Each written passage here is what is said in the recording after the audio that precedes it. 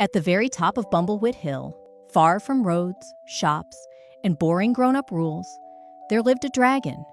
His name was Stinkpot, and he was exactly what his name suggested. He smelled terribly. Not like rotten eggs or cabbage stew. No, no.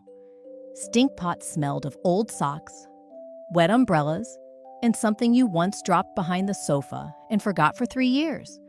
But Stinkpot didn't mind. Dragons are not the sort to worry about personal hygiene. He was proud to be different. He didn't hoard gold. He didn't roast sheep. He didn't terrorize villages, though he did once sneeze so hard that 3 cows rolled down a hill. What Stinkpot loved was smells.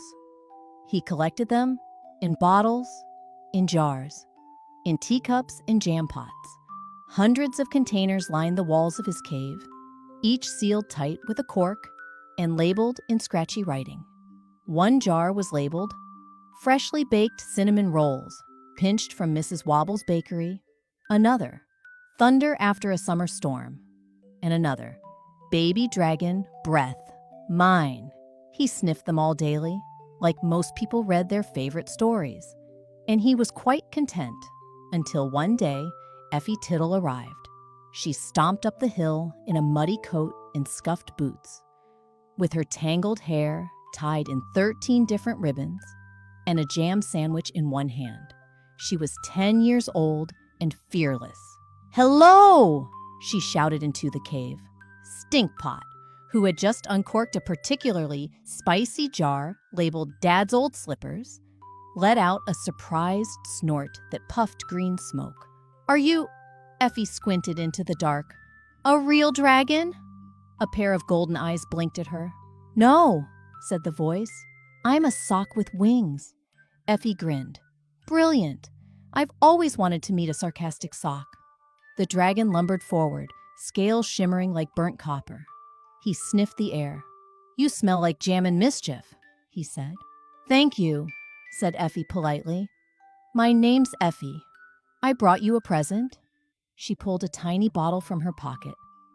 Inside was a tuft of grass, 2 petals, and a wisp of something invisible. "I caught the smell of the first day of spring," she said. "It's my favorite." Stinkpot held the bottle gently in his claw. He sniffed, and his eyes went wide. No one had ever given him a smell before, not once. "Would you like to see my collection?" he asked, his voice suddenly hopeful. Effie nodded. He led her inside the cave. It was enormous, warm, cozy, and smelling of everything and nothing all at once. Bottles lined the shelves like colorful soldiers. She read the labels out loud. "The inside of a new book. Laughing so hard you snort. Sunday morning with pancakes." They spent the whole afternoon sniffing jars, laughing, and sharing stories. Day after day, Effie came back. She brought smells of her own. Lost tooth under a pillow.